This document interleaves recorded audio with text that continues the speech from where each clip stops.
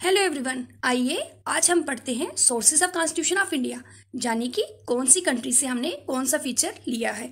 सबसे पहले यूके यानी ब्रिटेन से हमने अपने कॉन्स्टिट्यूशन में क्या क्या लिया है। Cabinet system of ministers. दूसरा बाइकैमरल पार्लियामेंट क्या होती है?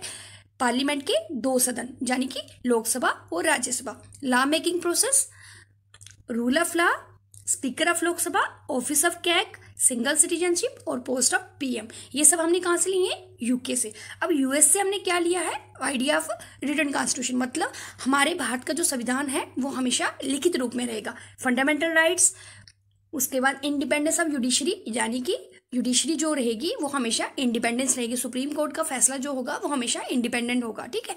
Idea of preamble, impeachment of the president, removal of supreme court and high court जजेस, concept of the vice president. ये सब हमने कहाँ से लिया है? यूएस से, ठीक है। तीसरा है यूएसएसआर।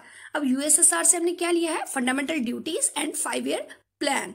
अब ऑस्ट्रेलिया से हमने क्या लिया है? Concurrent list. आप सबको पता कि हमारे कॉन्स्टिट्यूशन में 3 तरह की लिस्ट का जिक्र किया हुआ है। पहला स्टेट लिस्ट, दूसरा सेंट्रल लिस्ट और तीसरी कॉन्करेंट लिस्ट। अब कॉन्करेंट लिस्ट जो है वो हमें ऑस्ट्रेलिया से मिली है। लैंग्वेज ऑफ प्रीएम्बल और joint sitting of 2 houses of parliament, जो कि आर्टिकल 108 के अंडर आता है, ठीक है। अब फ्रांस से हमने क्या लिया हुआ है? फ्रांस से हमने लिया हुआ है कंसेप्ट ऑफ रिपब्लिक। अब कंसेप्ट ऑफ रिपब्लिक क्या होते हैं? अपोजिशन ऑफ मोनार्ची, ठीक है। उसके बाद idea of liberty, equality and fraternity, ये भी हमने कहाँ से लिया है? फ्रांस से। अब आयरलैंड से हमने क्या लिया है? डीपीएसपी, मतलब directive principle of state policies.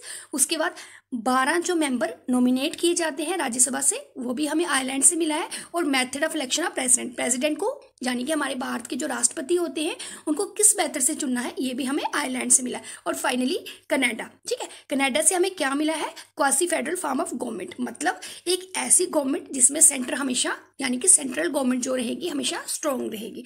उसके बाद distribution of power between centre and state, ठीक है। Supreme court advisory function. Supreme court advisory function क्या है? कि सुप्रीम कोर्ट किसी भी हाई कोर्ट को एडवाइस जारी कर सकता है। उसके बाद सेंटर के हाथ में ये पावर रहेगी कि वो जितनी भी स्टेट्स हैं उनके गवर्नर्स को अपॉइंट करेगी। ये भी हमें कहाँ से मिला है? कनाडा से, ठीक है। उसके बाद जापान से क्या है? Procedure establish by law. अब इसका क्या मतलब होगा? प्रोसीजर एस्टेब्लिश बाय लॉ, इसका मतलब है अगर मान लो कोई बिल है, ठीक है।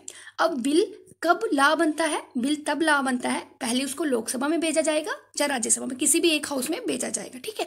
उसके बाद वहां से पास होकर फिर वो दूसरे हाउस में जाएगा।